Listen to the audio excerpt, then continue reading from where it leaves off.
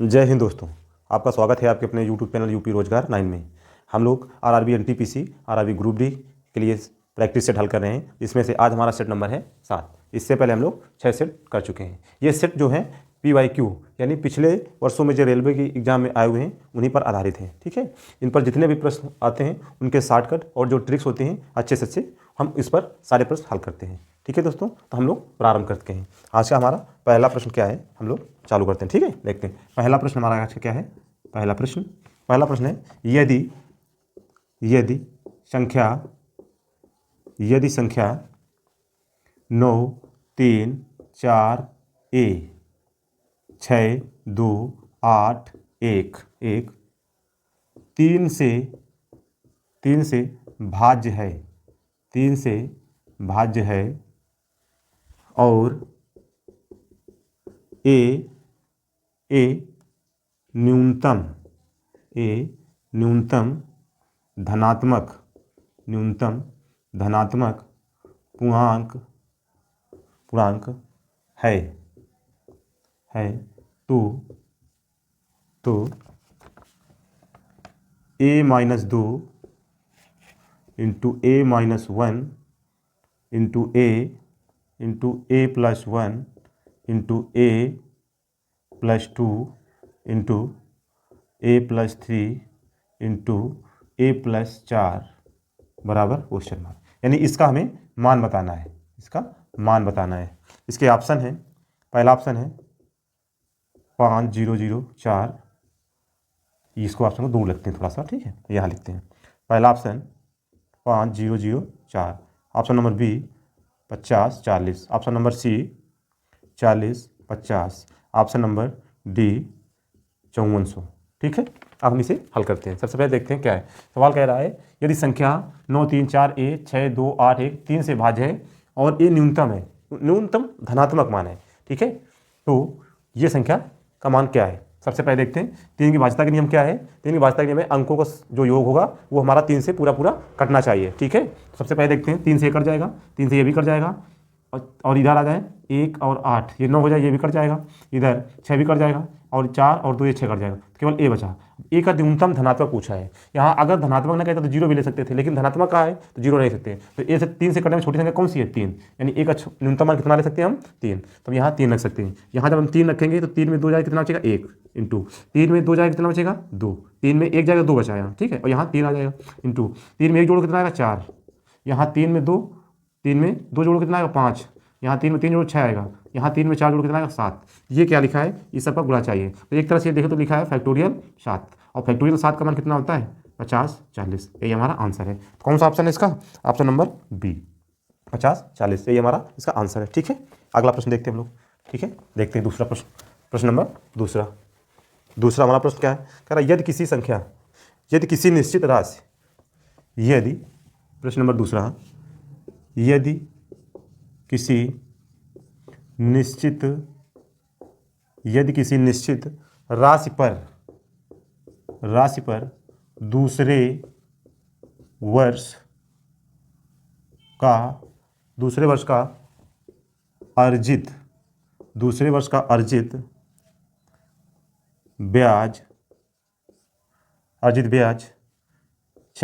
6,787 रुपये है, तो वह राशि क्या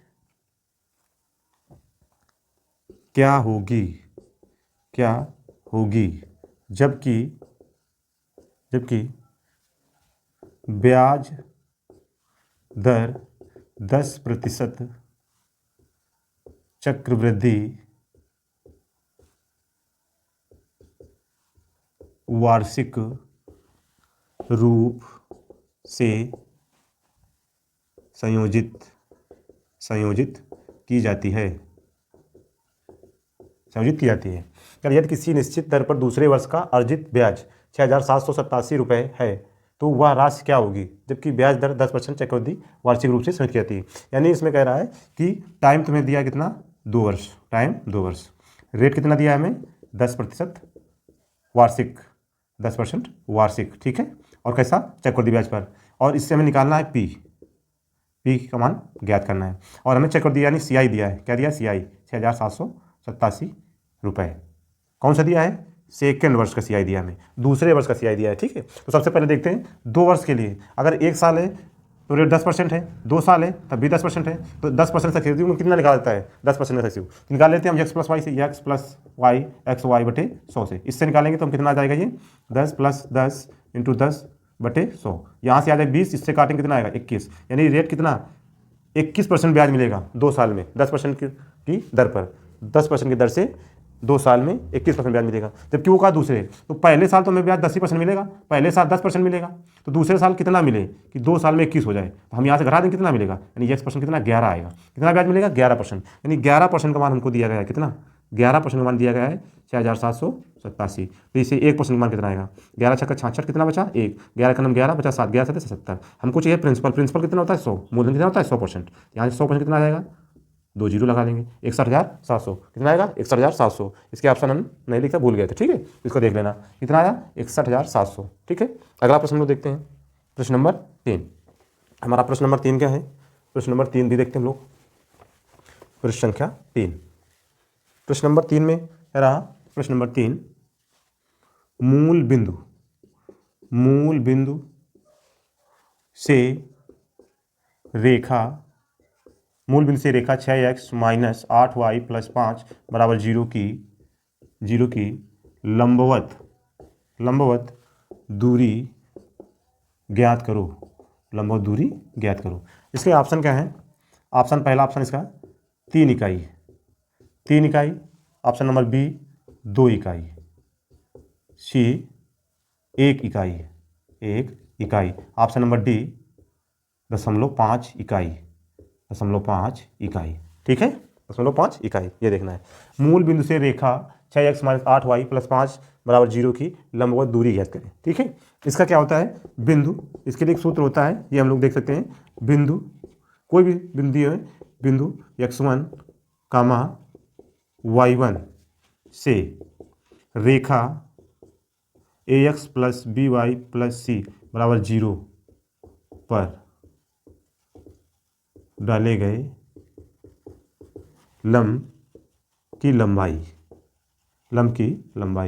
ये होता है सूत्र a into x1 plus b into y1 plus c बटे रूट a² प्लस b²।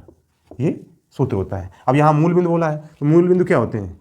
मूल बिंदु के निशान क्या होते हैं? मूल बिंदु निशान क्या होते हैं? 0,0, यानी x और y, यानी x1 और y 0 है। जब यहाँ 0 रखें तो 0 हो जाएगा, तो ये क्या बचेगा? c बटे रूट a² प्लस b²। जब मूल बिंदु से किसी रेखा की लंबवत दूरी पूछा जाएगा सूत्र तो होता है c बटे under root a² plus b²। अब यहाँ मान रख देंगे हम, मान किसका रखना है? a², यानी a, तो यहाँ रेखा कितनी? 6, एक जगह कितना? 6, यहाँ रखेंगे c कितना? 5 बटे 6, यानी 6 का स्क्वायर कितना आ जाएगा? 36 प्लस यहाँ कितना? 8, माइनस 8 का स्क्वायर कितना? 64, यहाँ जोड़ देंगे इसको तो 5 बटे कितना?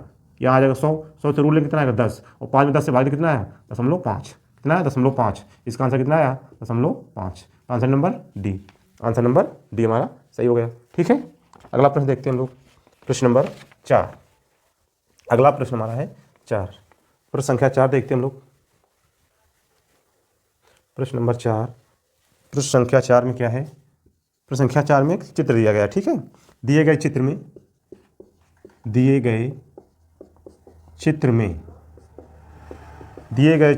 ए बी सी वृत्त के केंद्र हैं। ए कामा बी कामा सी वृत्त के केंद्र हैं, एवं वृत्तों की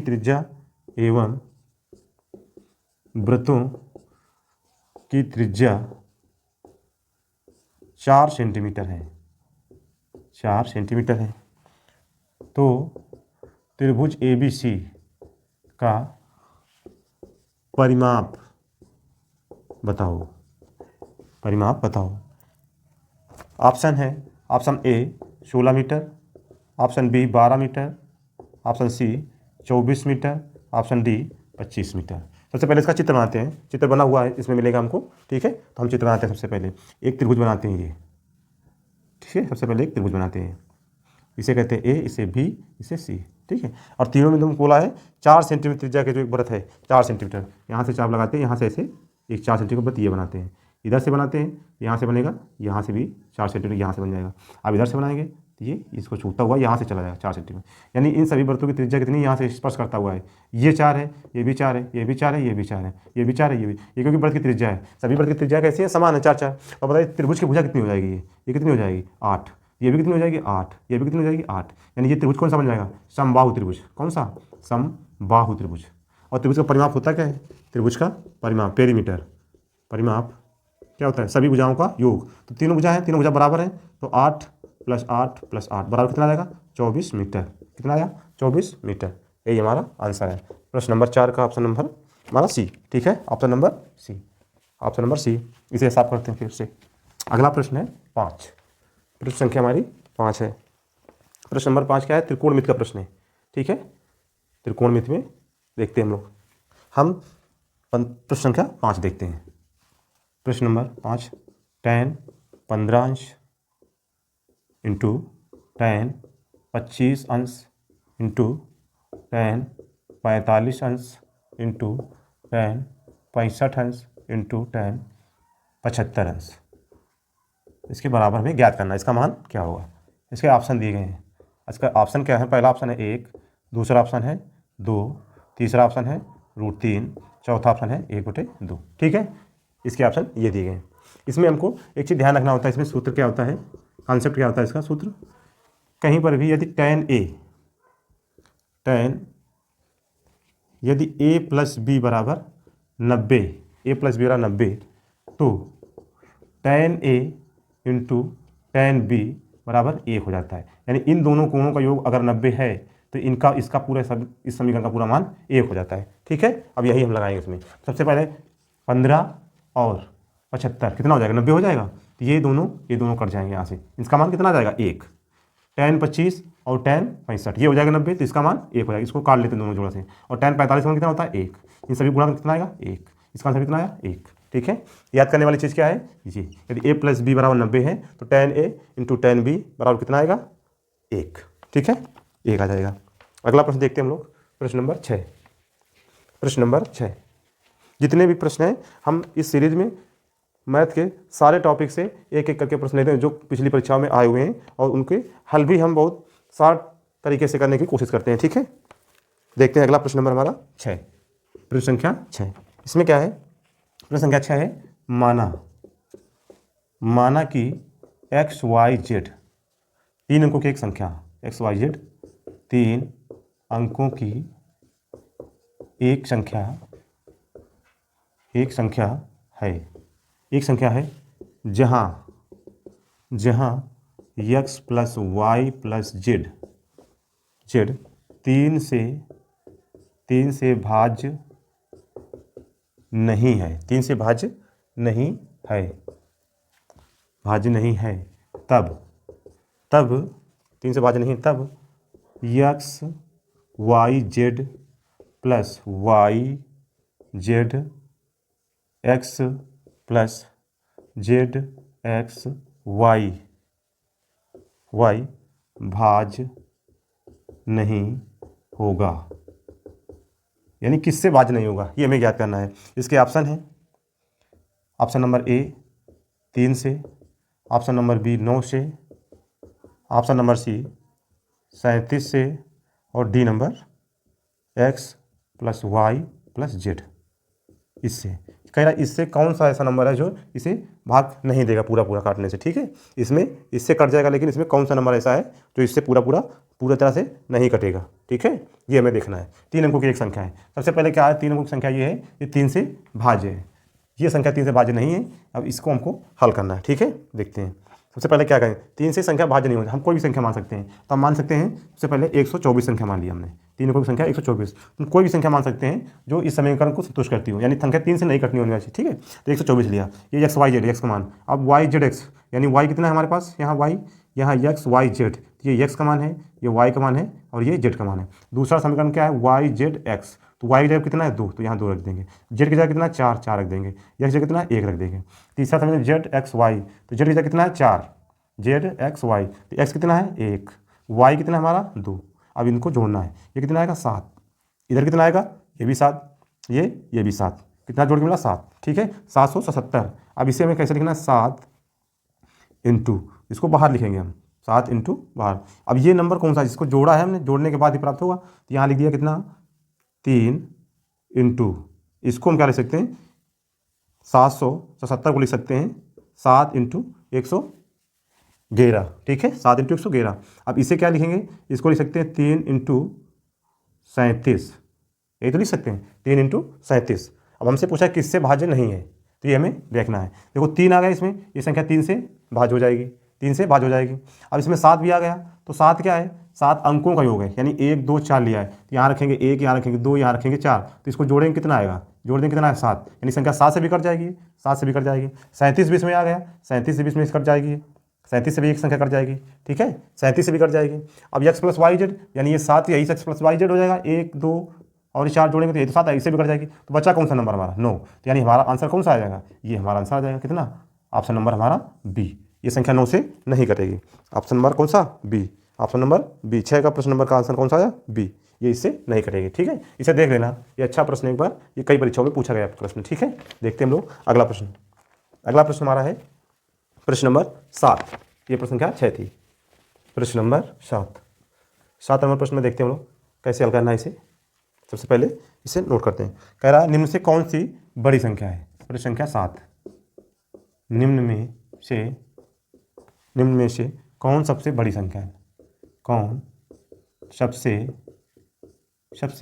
बड़ी संख्या है, ठीक है। संख्याएं कौन सी हैं ये लिखें, 0.7 दूसरी संख्या लिखी हुई है कामा करके, 0.7 बार, तीसरी संख्या लिखी हुई है 0.07, इस पर बार है, चौथी संख्या लिखी हुई है 0.07, दोनों पर बार है, ठीक है। इसमें कौन सी बड़ी है, इसमें कौन सी संख्या बड़ी है, इसके ऑप्शन हम लिख लेते हैं। सबसे पहले पहला ऑप्शन है 0.07, दोनों पर बार है, ऑप्शन नंबर ए।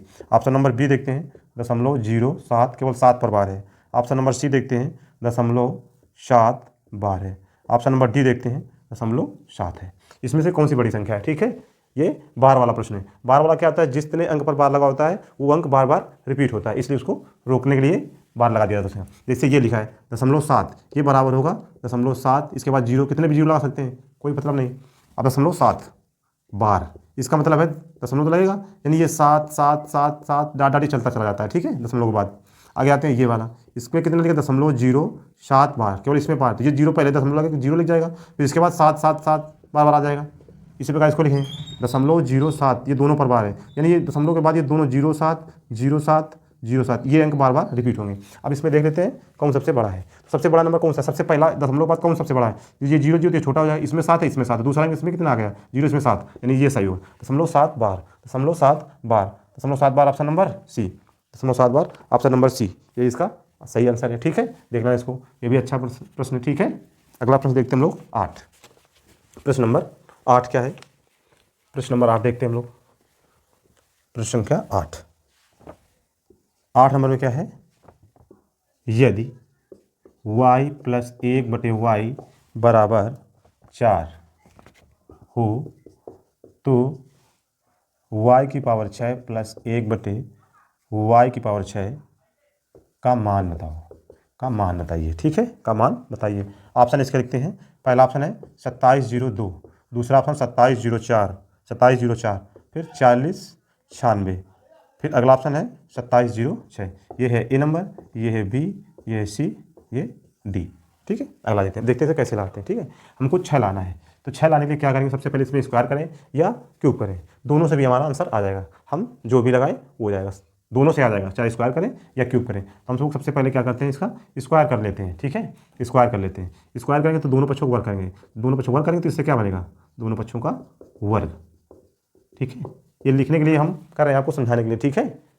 तो यहाँ से करेंगे y² + 1/y² + 2y × 1/y बराबर 4 को कितना आ जाएगा 16, ये y से y कट जाएगा, उधर घट जाएगा, यानी y² + 1/y² बराबर कितना आएगा 16 में 2 कितना आएगा 14, ठीक है। अब हमको इसका क्यूब करना है, क्या करना है, घन, यानी दोनों पक्षों का करना है घन, दोनों पक्षों का घन करना है, ठीक है।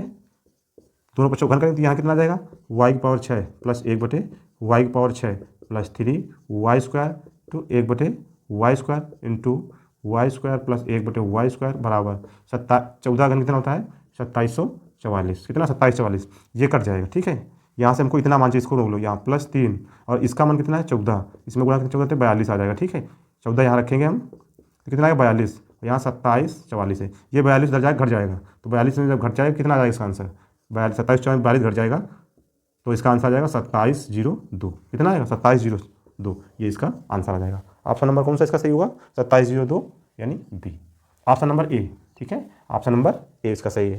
ठीक है, हम लोग इसको आसानी से हल कर सकते हैं, ये लिखने दे आपको समझाने के लिए हमने इसे लिखा है, बाकी आप इसे आसानी से कर सकते हैं। ठीक है, अगला प्रश्न देखते हैं हम लोग, प्रश्न नंबर 9, प्रश्न संख्या हमारी 9 नंबर प्रश्न क्या है देखते हैं अगला प्रश्न लोग। प्रश्न नंबर 9 कह रहा यदि गोविंद के वेतन में, यदि गोविंद के वेतन में, यदि गोविंद के वेतन में 50% की कमी, 50% की कमी की गई, बाद में उसके वेतन में पुनः 50% की वृद्धि की गई, तो उसके वेतन में कितने प्रतिशत कमी या वृद्धि होगी, तो उसके वेतन में कितने प्रतिशत कमी या वृद्धि होगी। ठीक है, ऑप्शन इसके देखते हैं। इसका पहला ऑप्शन है, ऑप्शन नंबर पहला इसका कितना है, ऑप्शन ए नंबर है 25% वृद्धि, 25% वृद्धि। ऑप्शन बी है 40% कमी, 40% कमी। ऑप्शन नंबर सी 10% वृद्धि। ऑप्शन नंबर डी 25% कमी, 25% कमी। ठीक है, इसमें बताया गया है गोविंद के वेतन में 50% कमी की गई, फिर बाद में उसके वेतन में पुनः 50% की वृद्धि की गई, तो उसके वेतन में कितने % की कमी होगी। ठीक है, इस प्रकार का जब भी प्रश्न आता है, एक ही चीज़ को पहले बढ़ाया जाता है फिर उसको घटाया जाता है, तो उसमें सदैव क्या होती है हानि, सदैव हानि या कमी, और वो कितनी होती है x²/100। एक ही संख्या को घटाया जाता है, एक ही संख्या को बढ़ाया जाता है, तो कितना होता है x²/100, तो x का मान कितना आया 50, यानी 50/2/100, तो 50 कितना आया 2500, और नीचे कितना 100 का भाग देंगे, कितना 0 से 0 कट जाए, कितना आया 25%, और ये क्या होती है हमेशा कमी, तो कितना आया कमी, तो कमी वाला ऑप्शन कौन सा है, ऑप्शन नंबर डी। कितना आंसर आया इसका, ऑप्शन नंबर डी। आगे देखते हैं हम लोग, अगला प्रश्न लोग देखते हैं। इसका अगला प्रश्न क्या है, अगला प्रश्न हमारा है 10 नंबर, प्रश्न नंबर 10।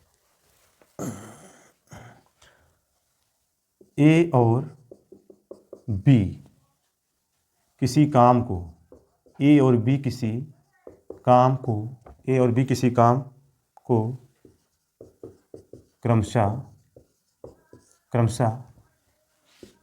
10 दिन और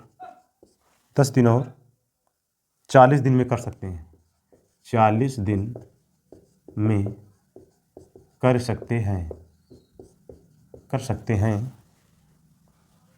तो ए व बी मिलकर 37.5% काम कितने दिन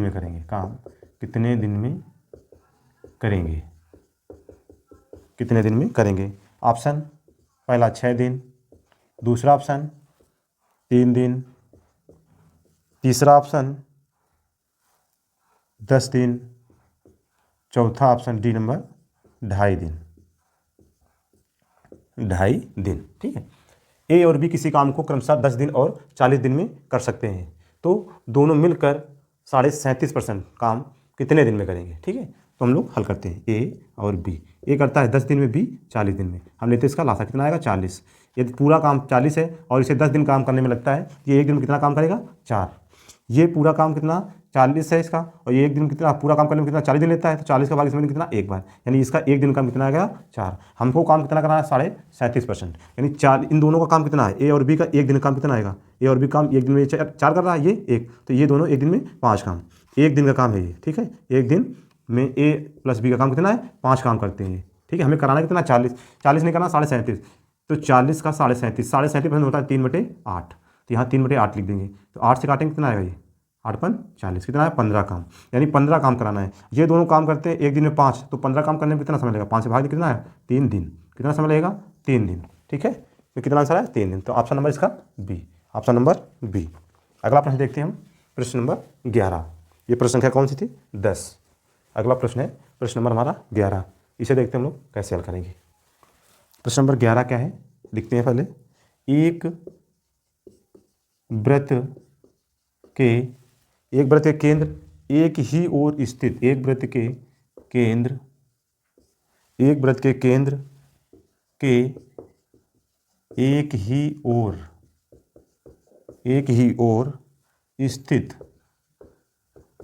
ओर स्थित दो समांतर जीवाएं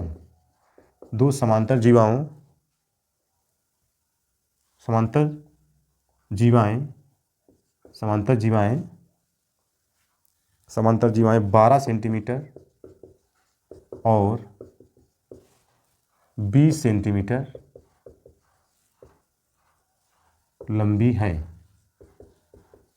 लंबी हैं तथा वृत्त की त्रिज्या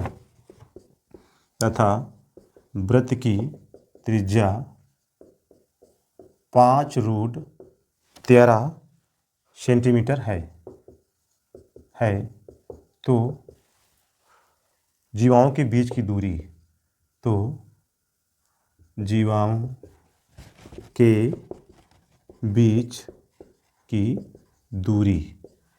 क्या होगी। ऑप्शन है इसके ऑप्शन है, पहला ऑप्शन है ए 2 सेंटीमीटर, बी नंबर है 5 सेंटीमीटर, सी नंबर है 6 सेंटीमीटर और डी नंबर है 3 सेंटीमीटर। ठीक है, देखते इसे कैसे हल कर सकते हैं। एक वृत्त के केंद्र के एक ही ओर स्थित दो समांतर जीवाएं। सबसे पहले हम वृत्त बनाते हैं, एक ये वृत्त बना लिया हमने। ठीक है, अब ये वृत्त का केंद्र है और केंद्र के एक ही ओर 2 जीवाएं हैं, यानी चाहे इधर ले लें चाहे नीचे ले लें, तो हम इधर लेते हैं, एक जीवा ये और दूसरी जीवा ये। ठीक है, अब हमको इसके बीच की दूरी ये बताना है। ठीक है, अब यहाँ से हम डालेंगे ये लंब इस पर। ठीक है, दोनों में केंद्र से जीवा पर डाला गया लंब जीवा को 2 बराबर भागों में बांटता है। ठीक है, जीवा को 2 बराबर भागों में, तो ये 20 सेंटीमीटर जीवा है और ये 12 सेंटीमीटर की। जो केंद्र के पास जीवा होगी वो उतनी ही बड़ी होगी, जो जीवा केंद्र से दूर होती चली जाएगी वो उतनी ही छोटी चली जाएगी। ठीक है, छोटी होती जाएगी। तो अब यहाँ से हम देखते हैं ये 20 था, ये कितना हो जाएगा 10। ये कितनी थी, ये अगर 12 की थी, ये कितनी बचेगी 6, कितनी बचेगी 6 सेंटीमीटर। ठीक है, अब हम इसे हल करना है और वृत्त की त्रिज्या हमें कितना दिया है, ये दिया हमको 5√13। ठीक है, 5√13। तो सबसे पहले हम ये वाला त्रिभुज लेते हैं, ये। ठीक है, ये त्रिभुज देखते हैं, इसमें हमें हल करना है। ये कर्ण है, तो सूत्र क्या होता है हमारा, कर्ण का स्क्वायर बराबर लंब का स्क्वायर प्लस आधार का स्क्वायर, यही तो होता है हमारा सूत्र। तो कर्ण कितना है 5, यानी 5√13 का स्क्वायर बराबर 10 का स्क्वायर और प्लस ये हमें पता नहीं लंब। ठीक है, यही हमें निकालना है, तो इसको मान लेते हैं हम x, तो ये स्क्वायर हो जाएगा। तो इसको जब हल करेंगे तो कितना आएगा, 13 रूट से बाहर आ जाएगा और 25, 13 × 25 करेंगे कितना आ जाएगा, 13 × 25, 25 से 75, 5, 25 एकम 25, 7, 32, 325 आ जाएगा बराबर 100 प्लस x स्क्वायर। ये इधर आके घट जाएगा तो बचेगा 225, तो x स्क्वायर बार कितना है 225, तो x वाला कितना आया 15, यानी इसका मान कितना आया 15 सेंटीमीटर। ठीक है, इसका मान 15 सेंटीमीटर। अब हम दूसरे त्रिभुज में लेते हैं, दूसरा त्रिभुज कौन सा हमारा, ये वाला। इसके हिसाब से हम थोड़ा सा इसको साफ कर लेते हैं। ठीक है, इसमें ऐसे डालते हैं हम। अब ये कर्ण है हमारा, इसके लिए भी यही कर्ण है और यही कर्ण है, तो ये त्रिभुज है, ये कर्ण है, यही त्रिज्या वृत्त की, ये कितनी है 5√13, 5√13। अब ये दिया है, इसमें भी अब की बार ये पूरा लंब हो जाएगा, इससे पूरा ये लंब हो जाएगा। यहाँ भी लगाएंगे कर्ण का स्क्वायर, तो कर्ण का स्क्वायर कितना आ जाएगा 5√13 का स्क्वायर प्लस कर्ण का स्क्वायर बराबर लंब का स्क्वायर। अब ये हमको पूरा नहीं पता तो यहाँ लिखेंगे x स्क्वायर और प्लस ये इसका कितना आएगा 6 का स्क्वायर कितना है 36। अब इसका निकाल कितना है 325 और ये कितना x स्क्वायर प्लस 36, ये इधर आके घट जाएगा, तो x स्क्वायर बराबर इधर आ जाएगा, 325 में 36 जाएगा, कितना बचेगा 289 x स्क्वायर बराबर 289, तो x बराबर कितना आएगा 17, यानी ये पूरी कितनी है 17, ये पूरी 17 है और ये कितनी है 15, ये बची कितनी, ये 2 सेंटीमीटर। यही तो है इन दोनों के बीच की दूरी, कितना आया इसका आंसर 2 सेंटीमीटर। तो ऑप्शन नंबर इसका ए, ऑप्शन नंबर ए। ये प्रश्न नंबर 11 था। ठीक है, इसका कितना आंसर आया? 2। ठीक है दोस्तों, आज की क्लास में बस इतना ही दोस्तों। वीडियो अच्छा लगे लाइक करें, चैनल को हमारे सब्सक्राइब करें। धन्यवाद दोस्तों।